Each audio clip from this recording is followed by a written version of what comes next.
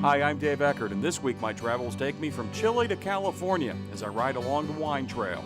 In Chile, my visits include Montes and Los Vascos, both headquarters in Chile's magnificent Colchagua Valley. At Montes, we'll visit some of the steepest vineyards in Chile, do a little food and wine pairing, and fly into the winery's new vineyards just a short distance from the Pacific Ocean. At Los Vascos, it's the French vision and expertise of Domaine Lafite Rothschild and the Chilean expression of old vine Colchagua Cabernet Sauvignon. Moving into California wine country, I'll stop in Mendocino County for a visit with two of that county's finest wineries, Fetzer and Bonterra. It's 4 wineries in one show, so buckle up. Culinary Travels with Dave Eckert is next.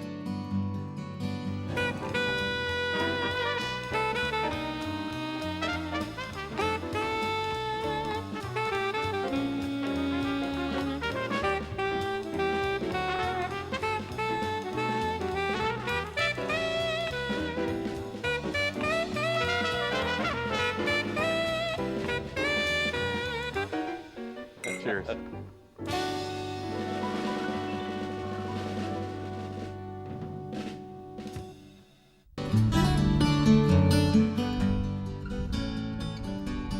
Chile's Colchagua Valley, one of the most impressive wine-producing regions in this impressive wine-producing nation.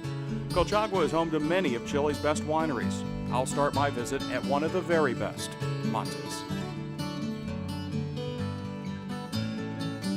This is Montes Apalta Vineyard, home to the winery's 2 icon wines, Montes Alpha M, a red Bordeaux blend that ranks among Chile's and the world's finest Cabernet-based wines, and Montes Folly, a divine Syrah with an inspired name and a label designed by a world-renowned artist.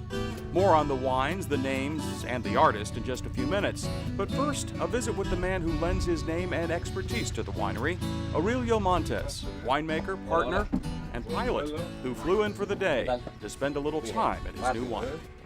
It was 15 or 16 years ago, in which 4 friends, dreamers, we dreamed to have our own vineyard. And that began in an old little vineyard that I own in another valley, where we thought that producing grapes from those vineyards, and Douglas Murray being so talented in the commercial side, we could do a team and sell those wines, abroad, overseas. So that was the beginning. The goal was to sell 30,000 cases a year by year 5. They certainly went beyond that. Montes sells 500,000 cases a year now, and more than 90% of the wine is exported around the world. From the beginning, Montes was about quality, producing wines from the heart of Chile that could hold their own with the great wines of the world. In the Apalta vineyards, the climate, soils, and most importantly, the elevation give Montes all the tools he needs to craft world-class wines. Growing, this mountain fruit vineyards, we are different. We are totally different from the rest of the Chilean wine industry. I mentioned earlier that these vineyards supply the grapes for Montes' 2 icon wines, the Montes Alpha M, a Cabernet-based wine, and Folly, which is 100% Syrah. You can see the Folly vineyards from the winery, but what you can't see is how incredibly steep they are. For that, you have to get into the vineyard, which I did. The experts said Montes was crazy to plant here, and to plant Syrah, which was virtually unknown in Chile at the time. Hence the name of the wine, Folly. First of all, clearing all those hillsides and planting. It's difficult to stand here. So that's crazy. Bringing Syrah to Chile, that was a totally unknown variety for the rest of the world, was crazy as well. Ralph Steadman, this English caricaturist, made the label for us. And Ralph himself is quite crazy. He's a very nice guy. So everything was crazy around Folly. So we named it Folly, and I think it's nice. The name is nice and the wine stupendous. Like many great achievements, Montes is a collaboration. Douglas Murray is Montes' partner, a man adept at selling wine who now finds himself in the enviable position of selling his own wine. We caught up with Murray at the Apalta Winery, a stunning work of beauty. This dream come true after, a little over 16 years, and we wanted to put everything that we had learned into it. Aurelio went around the world getting the best ideas for it, and we asked our angels to inspire us a little bit and applied Feng Shui to. Our architect really didn't see eye to eye with a Feng Shui expert initially, but they came to an armistice, I guess, and they worked together quite well. Elements of feng shui can be found throughout the winery. At the entrance, on the second floor, which features a large stone fountain, everywhere really. The winery combines elements of wood, stone, water, and metal. There's a definite feeling of peace and tranquility in the winery, and a piece of heaven as well. The angel, an inspiration and a symbol of Montes, lovingly keeps watch over the Montes Alpha M and the Montes Folly cellar. When we started the winery, it was it gave us a flow to have an angel to help us along. And the angel we put in the cellar where we have the M and the Folly to help, see if the wine spectator gives us one more point. Montes's wines have gotten plenty of points for the Wine Spectator and others. They are consistently among the highest scoring Chilean wines. Cheers. I love tasting wine, but I enjoy pairing it with food even more. They'd arranged for plenty of that as we were treated to a Chilean barbecue at the top of the Apalta Vineyards. It was quite the spread.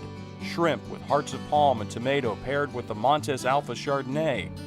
Grilled pork ribs with potatoes and zucchini matched to the Montes Alpha Cabernet Sauvignon. A leg of lamb was tamed by the Montes Folly Syrah. And a sirloin roast was the perfect full-bodied complement for the Montes Alpha M Cabernet Sauvignon blend. Quite an afternoon at the Montes Apalta Winery. And I wasn't done touring the Montes vineyards just yet. After lunch, we climbed into Montes's plane for a short trip to his second estate, Marchigüe. Located just 15 miles from the Pacific Ocean, these vineyards provide Montes with Syrah, Merlot, Cabernet Sauvignon, and Carmenere. Because of its proximity to the ocean, it's much cooler at Marchigüe. It's also drier, with half the rainfall as Apalta. The result is spicier, perhaps less complex fruit, but grapes that complement the Apalta vineyards and give Montes quite a broad palate from which to make his wines. I mentioned earlier that the label for Montes Folly was designed by an internationally acclaimed artist. As it turns out, that artist, Ralph Steadman, was in the country for the opening of Montes's new Apalta winery. We caught up with him in Santiago for a chat about his art, Montes's wines, and his collaboration that led to the creation of the Folly label. It turns out Steadman was visiting Chile on some other business when he met Douglas in Aurelio. Douglas offered to show him Chile. Steadman suggested the desert, and the idea for a label was hatched. That particular trip started it, and it was Douglas who, some years later, said, "What happened to those desert pictures you said you'd done?" He said, "Can we see them?" They were coming to London. So they came down to see them, and he said, "We'd like to use them for our new wine that Aurelio is planning that nobody thinks he can make. It's a Shiraz that will be south-facing, on the slopes of the Andes ranges, and it would be too hot." As we've already seen, the skeptics and the critics were proved wrong. The Montes Folly Syrah is an exceptional wine, consistently the highest scoring Syrah out of Chile, and one of my personal favorite wines the world over. The fact that Ralph Steadman, a man best known for his illustrations that accompanied Hunter S. Thompson's work, is responsible for the label only makes the wine that much cooler. The fact that he happened to sketch me as a pig, notwithstanding. The idea I like about it, which is why I feel so proudly involved in it, is that you somehow become part of the dream, and some part of his. Douglas has been very kind and included me somehow as he wanted these pictures, And I didn't realize just how important the wine was until I started to, think about it, see it on the possibility of it on the label, because I don't think people have done deserts on labels before. Montes Folly, a one-of-a-kind wine with a one-of-a-kind label and label illustrator. The success of Folly is just one more feather in the Montes cap. The success of the winery overall is remarkable. Starting with just $60,000 of capital and its guardian angels, Montes has risen to the top of the Chilean wine scene. It's a combination of hard work, vision, expertise, faith, and ultimately, darn good wine. It's been lots of fun, lots of work, but lots of fun. because we started with winery, because we love wine and we wanted to do what we wanted to do, that search for ultimate potential. And if on the way to that goal we can make some profit, that's great. But the ultimate goal has been to produce the better wines that we can. And those wines are very, very good. Montes, 100% Chilean wines that are definitely worth seeking out.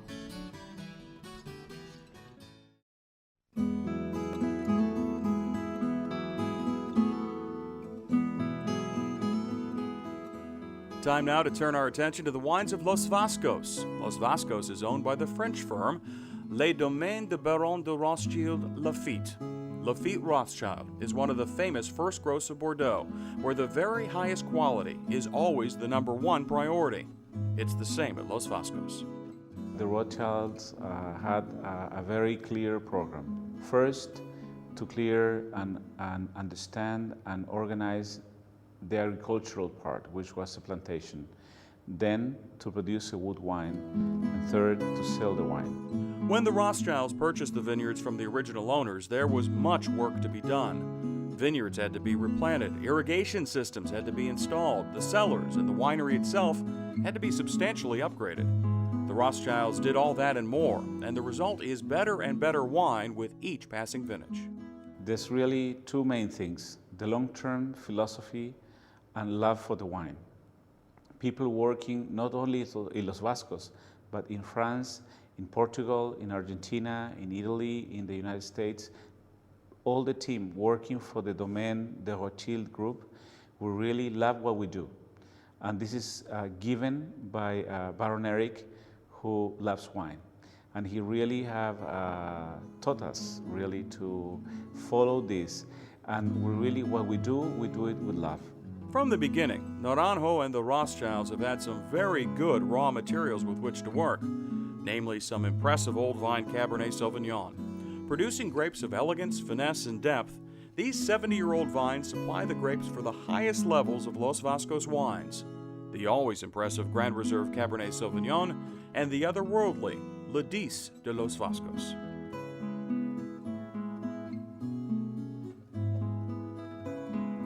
Los Vascos was the first investment of the Rothschilds outside France. That makes it very special to them. Everyone at Los Vascos works for the Rothschilds, but the team is a Los Vascos team, working hard to give the wines a Chilean touch. French guidance and expertise, but wines that express a Chilean terroir and have a Chilean soul. It's a union between Chile and France, because we produce the grape in Chile, in Colchagua, with the weather of Chile, with the soil in Chile, but with a touch from France. The barrels, a winemaker, a very well-known winemaker, a French winemaker, Christian, and with our know-how, the Chilean know-how of the team. The winery has grown exponentially during the Rothschild years, from 40,000 cases annually to 400,000 cases. And with the quantity has come quality. For chief winemaker Marco Puyo, it all starts in the vineyards but carries through to the winery. For example, Los Vascos only uses new French oak barrels, barrels that impart very specific characteristics to the wines. From the beginning, the Rothschilds have invested in the future of Los Vascos while preserving its past.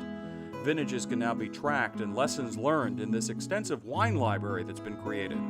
The library contains all of the vintages since the Rothschilds took full control of Los Vascos. As for those wines, I hadn't tasted Los Vascos in a number of years prior to my trip. What I tasted during my visit was truly impressive. 2 Grand Reserve Cabernets side by side. We started with a precocious youngster. Well, what's wonderful about it is you get all of that great fruit complexity. Mm-hmm. You feel the tannins, you feel the oak, but it's very well balanced. And you know what that means. If a wine is balanced when it's young, it's going to be balanced when it's older. That's too. really the philosophy, as we were asking before, really to find the right time to harvest and pick the grapes. When they're ripe enough and the alcohol, the probable alcohol we're going to get and the acidity is right. Mm-hmm. And you find it in the wine. Next, a Grand Reserve Cabernet with a little age to it, a 1990 that still had plenty of life. I think this is a very good example of a very old wine that have aged well. Still you can feel the fruit. We are learning every year after year, vintage after vintage, to know which are the factors that really help us to produce a better wine.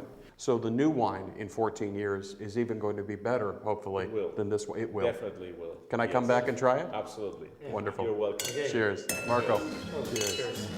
Everyone at Los Vascos is proud of what's been accomplished so far, proud of how far Chilean wine has come on the international stage, and very much looking forward to the future.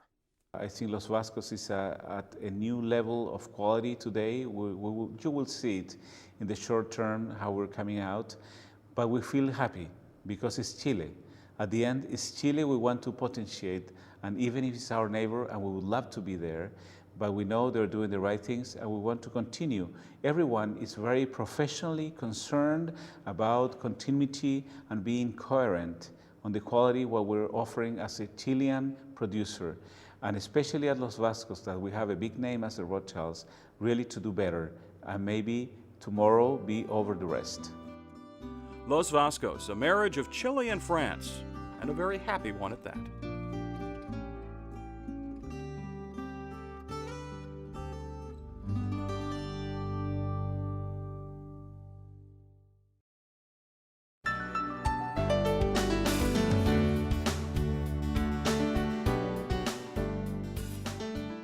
From Chile, the wine trail brings me north to California and Mendocino County.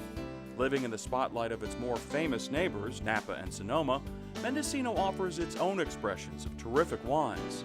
There are a few better, in my humble opinion, than the wines of Bonterra.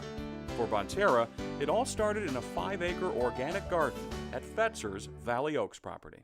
And from there, it went into the vineyard. And from the vineyard, we started making wines at the winery, and I was a winemaker at Fetzer. And we realized the wines were terrific, and it made a lot of sense that we would, be able to channel these wines from these organically grown groups into a winery called Bonterra, and so that's what we did, and we started that in 1992. Bonterra, which means good earth, is an entirely organic operation. The winery's Butler Ranch, which sits atop a mountain looking back down at the valley, is quite simply one of the most beautiful places I've visited anywhere in the world. Bonterra's tagline is Wines of Distinction, and this is one distinctive place. This is a mountain ranch. We're up about somewhere around 1,800 feet. It's a ranch called the Butler Ranch, and we have a number of new Rhone varietals growing here. Right now they're picking Syrah, but we also have Grenache and Mourvedre, and just some really, which are really nice blenders for Syrah. And as well, you've got Cabernet Sauvignon, you've got some Malbec up here. Yeah, and the vineyards that are sort of facing to the south that are a little bit warmer, we have those late varieties, which would be Cabernet Sauvignon and Malbec. The Butler Ranch is an old cherry orchard. There are about 300 acres here, about 100 of which are planted to vineyards. The ranch is both organic and biodynamically certified. It takes Bonterra even farther down the road of sustainable agriculture, and it's certainly a road they're proud to have taken. This was the 2004 harvest, and Blue was really impressed by the quality of the grapes. The grapes mirror Bonterra's overall operation, completely in balance. Well, let's try a little Viognier. Okay, this is great. What's your style of Viognier? How do you like to make Viognier? Well, I like to pick it ripe, and you really get these incredible fruity flavors. And by picking it ripe, you get the honeysuckle. Yeah, you get the honeysuckle right off the bat. Right off the bat, peaches. White roses. Yes. As good as it smells, the Bonterra Viognier tastes even better. Peaches and cream and all that ripe, rich fruit. Through the years, Bonterra has steadily grown from 10,000 cases and 2 wines in 1992 to 160,000 cases and 10 wines these days. Throughout its history, Bonterra has stayed true to its original goal: organic, sustainable, delicious grapes. We're going to be farming this for a lot of years, and when you're organic farming, I think you take really a long-term approach to the land. It's an environmental approach. You really, it starts with the soil, and you're really working at building the soil, which in turn feeds the grapevine.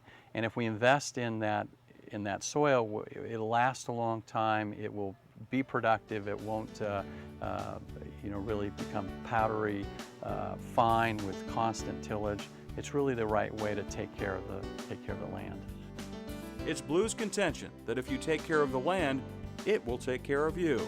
The proof is in every bottle of Bonterra wine.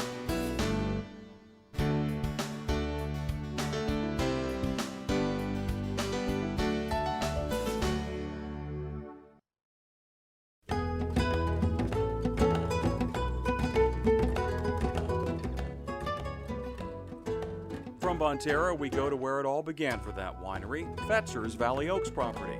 The organic garden where Blue got his inspiration is still awe-inspiring in its diversity and quality. Give me a sense of kind of the products that you have here.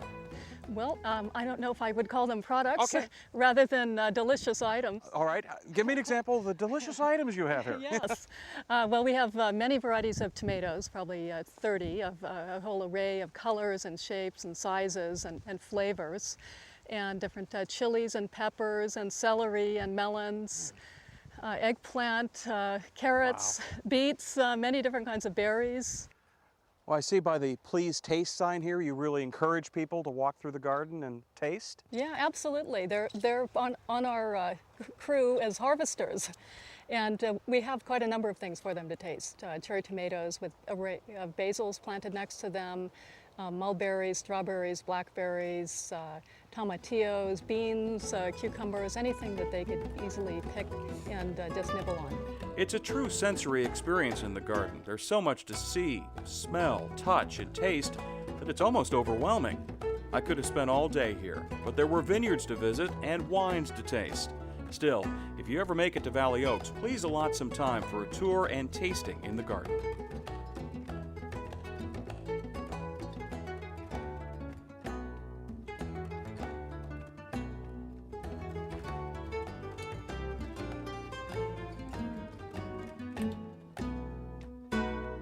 In the vineyards, Fetzer's wines go from strength to strength. Fetzer has always been about correct varietal expressions and great value, and it's no different these days. For Fetzer, the key to success is Mendocino County and all that it offers from a grape growing and winemaking perspective. Mendocino is just a great climate for growing wine grapes, especially along the Russian River here. We get great Chardonnay. On the benchlands, red grapes do really well on the benchlands, particularly Syrah, Zinfandel, some varieties that we're very well known for in this county. You'll get no argument from me on that front, and after making wine at Fetzer for more than 20 years, Martin certainly knows of what he speaks. Fetzer's wines are all solid and all offer great value. I think you're always going to get a quality wine at a fair price, and my name's on pretty much every bottle, so I got to stand behind that. So I'm certain that every wine that we put in the bottle, the consumer is never going to be disappointed. Before I leave Fetzer, it's time to do a little food and wine pairing. The setting was perfect, the patio in the heart of Fetzer's Valley Oaks estate, and the matches were as bright and warm as the September day when we filmed. Well, this is one of my favorite things. This is actually a real hobby of mine, food and wine matching. But in this case, it's so simple because you've got all of the great food that comes right from across the way in the garden, and then all of the great wine that Dennis and others produce at the winery. Do you have any thoughts about food and wine pairing in general? Well, we are so lucky to have this garden right here, and we are experimenting with it all the time. In general, there are some simple ideas that you can go with. If you have a wine that's got a high acid or a very fresh kind of feel to it when you taste it, generally a food that is similar to that will go well with it. So a really good example of that would be a Sauvignon Blanc that is fairly high in acid with a tomato that is obviously extremely acidic. Match made in heaven. Match made in heaven, it is. A fresh heirloom tomato salad featuring tomatoes coming right from the Fetzer garden to go with the Sauvignon Blanc. Terrific. And simply salted, roasted almonds with a little olive oil to handle the richer, creamier Fetzer Chardonnay. Two great matches, and a great way for me to end my visit to Fetzer and this week's show. As I say goodbye for another week, no matter where you go or what you eat or drink, may your dining experiences be great and your travels safe. I hope to catch you again soon on the Culinary Travels Trail. See you next week.